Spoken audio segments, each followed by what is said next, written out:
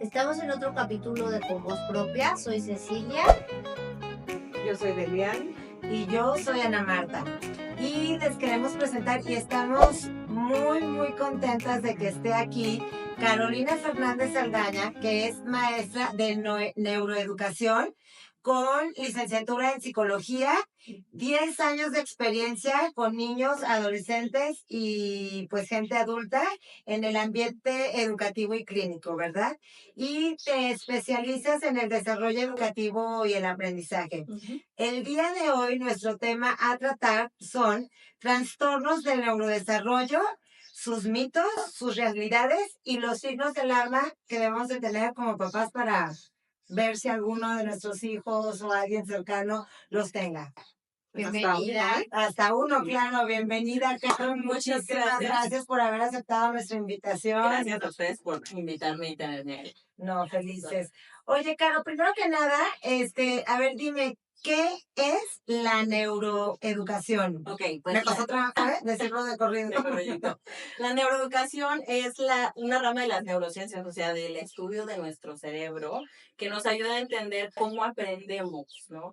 No solamente los niños, sino adolescentes, adultos, identificar cuáles son los procesos neurológicos del aprendizaje y entonces modificar el ambiente educativo para que todas las necesidades de todos los niños que aprenden diferentes se cumplan. Entonces, ese es como el ambiente de neuroeducación y se puede trabajar desde el ambiente educativo, ¿no? Generando adecuaciones o contextos específicos para que todos lleguen a un aprendizaje o desde el aspecto clínico, trabajando dificultades de aprendizaje o las habilidades básicas que se requieren para el éxito escolar. Ah, ok. O sea, el educativo es en todos los niños. En todos los niños, así es. Sí, en todos los niños. Realmente, pues, puede ser muy centrado en aquellos que tienen dificultades de aprendizaje, pero la neuroeducación no solo estudia eso, sino cómo el contexto, la forma en la que habla la maestra, la forma en la que la vinculación emocional es importante, en el que el lenguaje, los estímulos, todo dentro del aula constantemente está implicado en el aprendizaje. Ya. Así es. A ver, ahora tú explícame a mí. Yo siempre he tenido dudas del trastorno del déficit de atención, ¿ok? A ver, platícame. Muy bien. Bueno, pues es un trastorno muy complejo y es un tema muy amplio porque creo que su nombre es un poco reducido. El nombre como tal solo nos habla de dificultades atencionales, pero usamos la atención para todo, ¿no? Para planear nuestro día, para monitorear nuestras acciones, para llevar a cabo cualquier meta que nos digamos. Si el trastorno por déficit de atención afecta justamente ese control de estas áreas. Entonces, es un trastorno que puede afectar no solamente el aprendizaje, sino la vida diaria desde el alcanzar una meta, el motivarnos para hacer algo, el planear lo que voy a hacer, el centrar mi atención en el sándwich que me estoy haciendo en la mañana, en a qué vine a la cocina, en me estoy vistiendo y por supuesto en los niños y en los adolescentes los vemos en la escuela. Cualquier estímulo puede ser más relevante, ¿no? Si le genera mayor motivación, mayor interés o mayor reto que lo que está enfrente, pues entonces su atención se dispersa. Más que déficit de atención, es una dificultad en la modulación de la atención. A veces puede ser atención excesiva a algo o de plano no poner atención en los estímulos alrededor, ¿no? ¿Cuántos tipos de neurodesarrollos existen en los niños? Los trastornos de neurodesarrollo son pues todas estas dificultades relacionadas a cómo evoluciona nuestro cerebro. Entonces, eh, existe, por ejemplo, la discapacidad intelectual, que tiene que ver con que la capacidad cognitiva y inteligencia general de un niño esté por debajo de lo esperado, ¿no? Por debajo del promedio de los niños de su edad. Y esto lo va a afectar en cómo socializa, cómo aprende, cómo habla. O sea, la discapacidad intelectual es algo como muy global en todas las áreas. Ese sería como el trastorno más generalizado, el que afecta a todo el desarrollo. Y hay otros que son como más específicos, que solo afectan áreas específicas, ¿no? Por ejemplo, el autismo, que en general afecta la socialización y el lenguaje, o el trastorno del espectro autista, y se llama espectro autista porque va desde una persona que no tiene lenguaje o no tiene habla, verbalización, hasta una persona que sí tiene, pero a lo mejor es monótona o no entiende el sarcasmo o no entiende las convenciones sociales. Entonces, el nombre nos habla de que aunque centralmente está la parte social y la parte del lenguaje, pues lo vamos a ver en diferentes ámbitos, ¿no? Está este trastorno de déficit de atención, que es como esta parte específica que platicábamos, y los trastornos de aprendizaje específicos, que son la dislexia, la discalculia y la disgrafia, esos son como sus nombres más conocidos, que son ya alteraciones específicas del aprendizaje de la lectura o de las matemáticas, o sea, de una habilidad lógica específica, ¿no? Entonces, eso como... Oye, y alguien que no tiene como muchos sentimientos, una niña un día me platicaba que la niña le decía, mamá, alguien platica algo, dice, y yo no me pongo muy feliz. O alguien platica algo muy triste y le decía, mamá, tampoco me da tristeza. Fíjate que ese es un tema muy interesante. No estaría como catalogado dentro de un trastorno del neurodesarrollo, pero la empatía, que es esta habilidad de, pues, ponerme en este modo, entender lo que está sintiendo el otro, tiene como dos áreas. Tiene un área cognitiva y un área emocional. La empatía cognitiva se refiere a entiendo lo que te está sucediendo y por qué estás triste. Y la otra parte de la empatía emocional es puedo sentir esa misma situación. Y a veces esa empatía no surge de manera natural y entonces tiene que ser un poco más entrenada. O incluso los niños pueden sentir la empatía, pero no entienden qué están sintiendo y entonces no saben expresarla de manera adecuada, ¿no? Pero ¿y en los adultos? Pues en los adultos también tendría que haber sido entrenada, ¿no? Ya cuando estamos hablando de que no hay esta sensación de importancia a lo que sienten las otras personas, pues ya estaríamos hablando de... Porque también hay situación diciendo lo que tú sientes y haz de cuenta que... Ajá, O sea, no, te están escuchando por aquí, se le está saliendo por acá y andan pensando en otra cosa. Sí. Y Eso es de sería déficit de atención o de qué. podría ser, o sea, sí sería importante como analizar el contexto de verdad la persona está captando lo que le estoy diciendo, porque sí pasa, tanto en el autismo como en el déficit de atención, que la conversación puede llegar a ser poco, como poco interesante para la persona y entonces el estímulo le pasa por un oído, le sale por el otro y es esa dificultad atencional de conectar con la emoción del otro. O puede ser que simplemente pues, no le interese, que ya estaríamos hablando de esa parte de empatía. Pero no tiene que ser por algo químico tuyo. Puede ser algo químico o algo aprendido. También tiene que ver como con el contexto de la persona. Sí. Oye, Caro, ¿podría ser hereditario o estos trastornos se dan? O sea, haz de cuenta, nace mi niño, yo no lo veo, y puede ser que a los 12 años le descubra un trastorno. Okay. O nace mi bebé y entonces a los meses le descubren. En cualquier etapa se le puede, o puedo descubrir yo que mi hijo o la persona tiene algún trastorno de estos, o en qué etapa específica se puede, como que se puede más detonar. Hay dos partes importantes en esta respuesta. La primera parte es cuándo surge el trastorno. Como su nombre lo dice, en el neurodesarrollo. El neurodesarrollo es desde la concepción hasta los 2 años. Y ahí se acaba el desarrollo como tal de nuestro cerebro. No sigue una evolución y por supuesto que hasta la vejez va cambiando, pero como tal, el neurodesarrollo es esa etapa. Entonces, estos trastornos del neurodesarrollo van a aparecer en esa edad. Nacemos con ellos, a nadie le da autismo, a nadie le da déficit de atención, o sea, eso es... O sea, no Sí. Pero sí puede pasar que no sean diagnosticados a tiempo. De hecho, hay una población muy grande de personas con autismo, déficit de atención, discalculia y dislexia que se enteran en edades adultas. ¿Por qué? Porque el contexto no se da cuenta, porque aprenden a sobrellevar la realidad, ¿no? A tener como estas habilidades compensatorias y entonces no se nota o pues como antes pues también no sabe, es distraído y ahí quedó, ¿no? Justo ahorita regresando de este corte, Caro, queremos que nos hables más de ese tema. Muchas gracias. Listo, ya grabando. Bueno, pues seguimos aquí Con Voz Propia con nuestra invitada Caro, hablándonos sobre los trastornos neurodesarrollos, sus mitos, sus realidades y sus signos de alarma.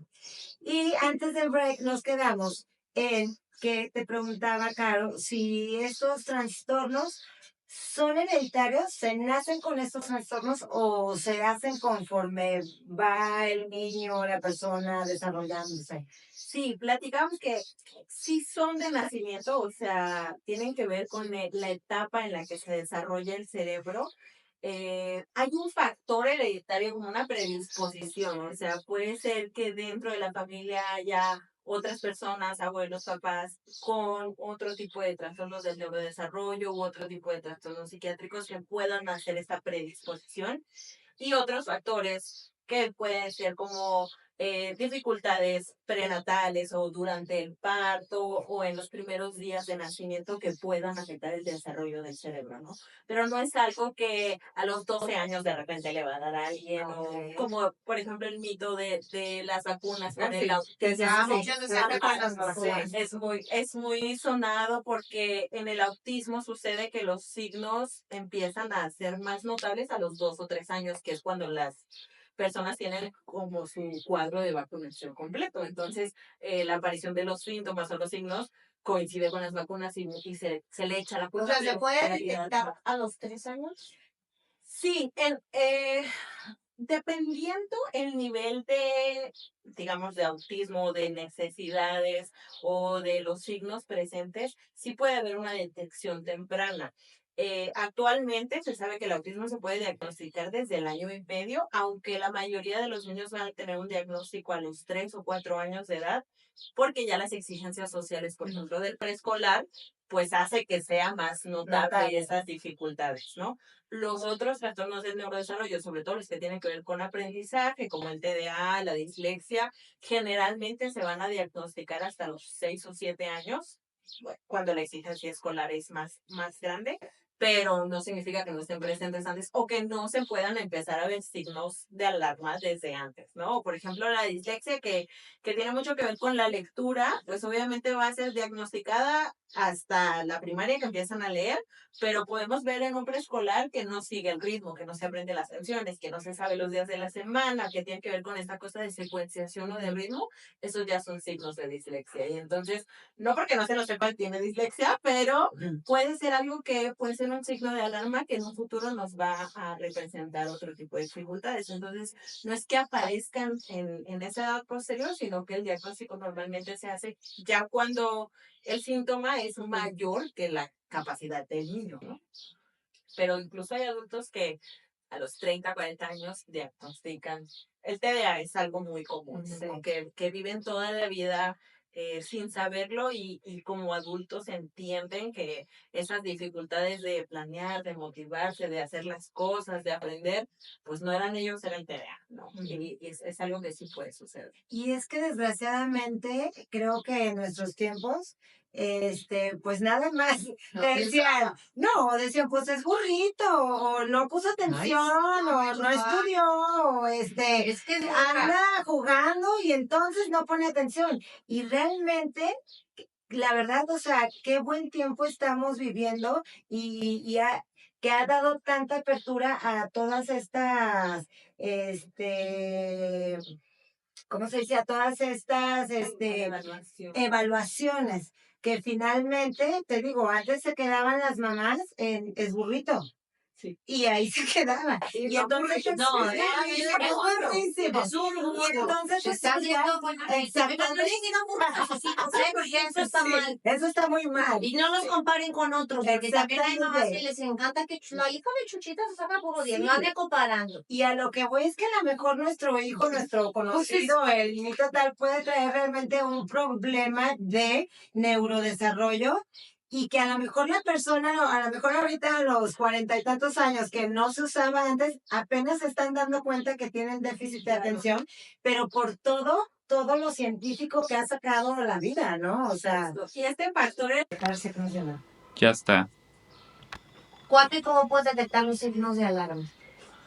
bueno, cuando, como hablábamos, ¿no? En en las etapas escolares o sociales, pues se van como mostrando diferentes retos para los niños y puede llegar a ser más evidente, pero desde la edad preescolar, 2, 3 años, podemos empezar a ver diferentes cosas.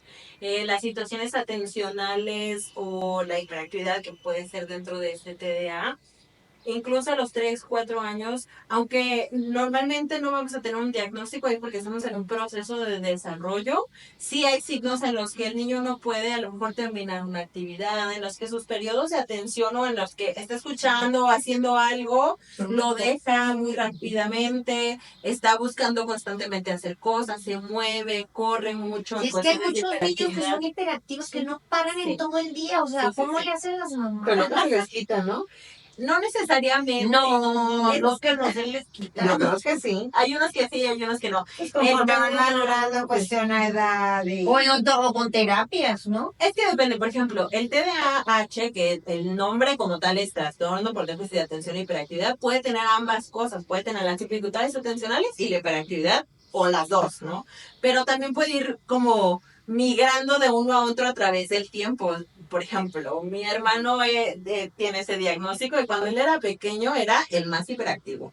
El más, o sea, no se paraba. Y ahorita sus dificultades son más bien de planeación, atencionales. Ya no es un adulto que tú veas que anda moviendo. Ajá, pero sigue teniendo dificultades dentro del diagnóstico que le corresponde, ¿no? Entonces, sí va como modificándose con la edad, pero puede no, o sea, puede ser un adulto con hiperactividad.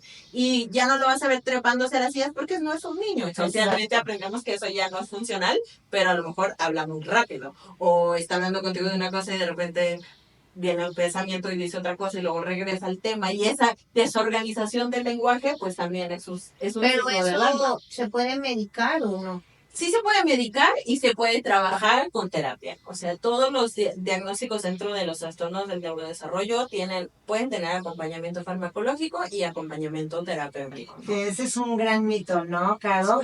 Sí. La medicación y sobre todo en niños, bueno, lo tenemos o lo tienen las personas muy castigado. ¿Por Sí. qué? Sí, es algo que le va a servir. Es un tema complejo porque siempre pensar en un medicamento psiquiátrico puede llegar a asustar en cuestión de que no sabemos cómo funciona y todos los medicamentos tienen sus efectos secundarios, ¿no? Y también, pues a nivel histórico, por ejemplo, el famoso Ritalin, que antes las dosis no eran adecuadas o se se recetaba de manera así como muy constante para todas las dificultades atencionales cuando no era necesario en todas las dificultades atencionales y entonces tenía estos efectos secundarios indeseados y se empieza como a estigmatizar al medicamento o a estas necesidades, pero al final del día pues es como las personas diabéticas, aunque hagan dieta van a necesitar su metformina, ¿no? O sea, pasa lo mismo en los trastornos del neurodesarrollo, aunque trabajemos en terapia y promovamos el desarrollo de estas habilidades atencionales o de memoria o de aprendizaje,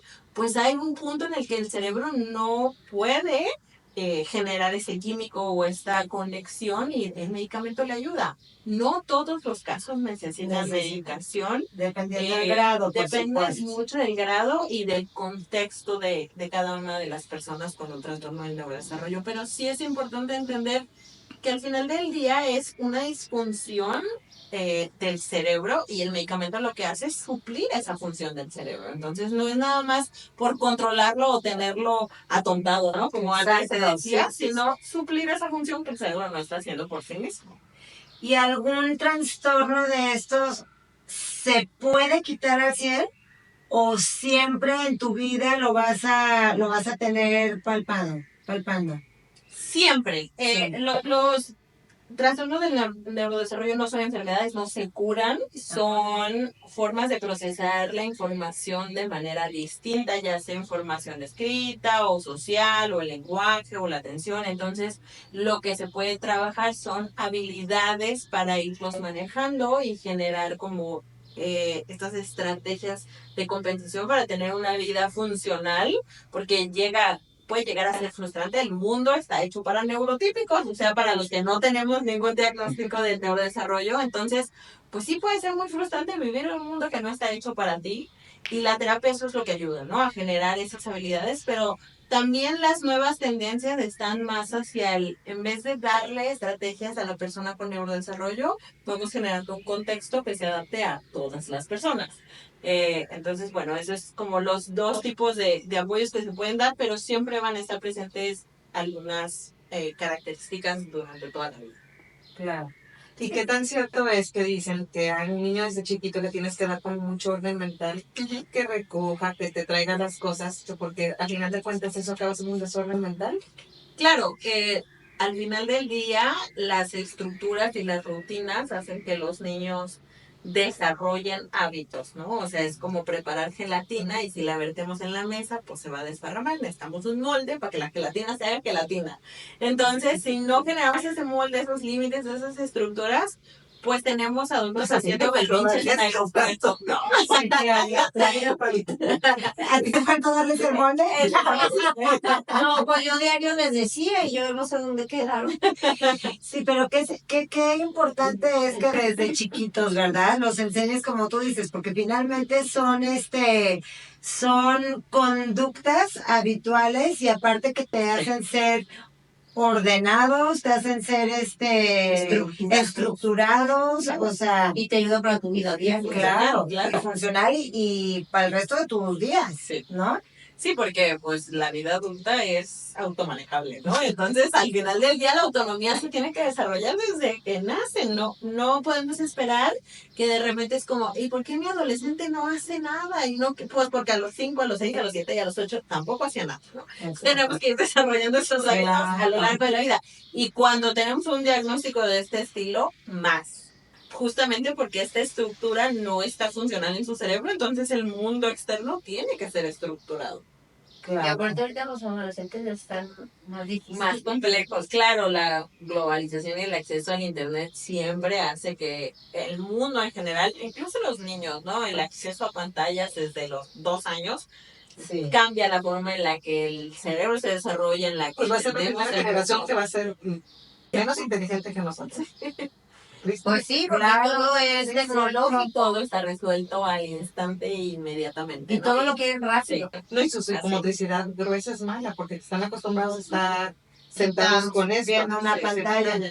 Sí, ahorita está como esta idea de que los trastornos del neurodesarrollo, las dificultades se están incrementando, que hay una pandemia, pero una epidemia, tiene más que ver como con esta falta de habilidades que desarrollábamos en la calle que ya no desarrollan los niños, ¿no? Tanto sociales como motrices, como de resolución de conflictos. O sea, salías a la calle a las 3 de la tarde y regresabas a las 9 de la noche y lo que pasaba allá afuera tú lo resolvías. Y ahorita pues ya no lo resuelve la pantalla. ¿Y cuál es la ventaja que verías en esos niños que pues les está tocando crecer con todos los medios habidos y por haber, con todas las pantallas y con todo?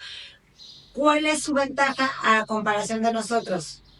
Pues creo que es el acceso a la información. Cuando la información está correctamente guiada, cuando hay un adulto asegurándose de que los niños utilicen estas herramientas de manera adecuada, pues eso nos permite expandir el mundo. Simplemente el interés por conocer otros lugares, el aprender otros idiomas, o sea, de manera cultural ya hay una ventaja significativa porque antes pues vivíamos en nuestra cultura y no te enterabas del resto del mundo, ¿no? El acceso a diferentes herramientas, el que haya una inteligencia artificial que haga cosas por ti, al final del día son herramientas que bien utilizadas pues pueden solucionar muchísimas cosas. Pero la memoria es muy pequeña, porque tú acuérdate, tu papá se sabía miles de teléfonos Sí, de memoria. Tú también Nosotras, ajá. El de tus amigas, el de tu mamá, el de la casa, del consultor, todos los teléfonos nos los Y llegó el celular y se te olvidaron todos los teléfonos. Sí. No, unos celulares no me los tengo. No, por eso. Pero cuando no tenías un celular, te apuesto que te sabías 10 teléfonos de memoria. Sí, fácil, más. Sí, claro. Que tienen una memoria mucho más desarrollada. Y tú dices, híjole, pues no existía el Waze, pues agarraban su Por y llegaban. Por eso Ay, ese mapa. lean, que eso les Sí, al final del día la tecnología está ahí para ayudarnos, pero sí es importante llevar un manejo y un control y una mediación de qué tanto la utilizamos y qué tanto utilizamos estas habilidades de nuestro cerebro, porque entonces ahorita estamos viendo preescolares que no tienen típico, o sea, que no tienen procesos atencionales, pero no es porque tengan un trastorno por déficit de atención, es porque todo es inmediato y me canso de la caricatura y le sigo y le cambio y entonces pues cómo desarrollo la tolerancia a la frustración, el tiempo de espera, la memoria, todo es inmediato, ¿no? Entonces sí es un poco ir mediando este exceso para que no tengamos esas dificultades que no existen. Claro. Oye, entonces los que nos tenemos que apurar y los que nos tenemos que poner las pilas, pues somos los adultos, ¿no? Para todos estos niños que ya vienen con el chip integrado de cualquier información. Así es. Sí. Y los papás desde el vincularse con sus hijos, el poner límites claros y empezar a estructurar la vida con reglas claras para que los niños generen herramientas y puedan utilizarlas. Sí, tengo educación, reglas bien claras. Sí. Oye, Caro. Te admiro mucho. Sí, mucho, claro, es para admirarse eso. ¿Y qué tips, qué consejos les darías a las mamás, a nosotros mamás? ¿Qué consejos para evitar un trastorno que se vaya más o como mamá, cómo trabajar con tus hijos? O sea, cualquier tip que sea necesario para este tema que nos puedas dar. Pues primero es importante escuchar su intuición de mamás. Al final las mamás siempre son las personas que conocen más a sus hijos y si algo no cuadra, te preocupa, pues es mejor voltearlos, ¿verdad? Acuden al profesional correcto, ¿no? O sea, o alguien que te pueda orientar, escucha a la escuela. Al final del día las escuelas son como otra persona que te puede dar otra perspectiva. Los niños en la casa se pueden comportar de una forma y en la escuela no, las situaciones sociales no suceden en la casa. Entonces, escuchar a las personas que tienes alrededor, ser esta parte de la intuición, hacerle caso y empezar a estimularlos en general. O sea, creo que es bueno ir no comparando, como decías hace rato, de pórtate no sé qué, pero sí comparando si lo llevo a la fiesta y todos ya están haciendo algo y mi hijo no lo logra, bueno, a lo mejor eso es algo que tengo que empezar a observar y preguntar alrededor qué es esperado en esta edad. Es importante tener claro qué es esperado a la edad para que podamos tener claro si algo está saliendo fuera de lo que tendría que hacer, ¿no? Un niño de 5 años. Hace poco tenía una conversación con un papá que me decía, pero usted ya tendría que hacer eso y yo, sí señor, desde hace 2 años, ¿no? O sea, de repente, sobre todo en los padres primerizos, es difícil como entender qué es un signo de alarma porque no tenemos claro qué es esperado. Entonces, desde ahí, en buscar qué es esperado en el desarrollo en general y cada cosa que no me gusta, que me hace un agujero en el corazón, en el estómago, pues ir a investigar, a preguntar y seguir esa intuición sería mi consejo. Muy buen punto, la intuición. Creo que es para mi gusto un muy, muy buen punto. Pues muchas gracias, Caro. Estamos muy contentos por este tema que nos acabas de dar.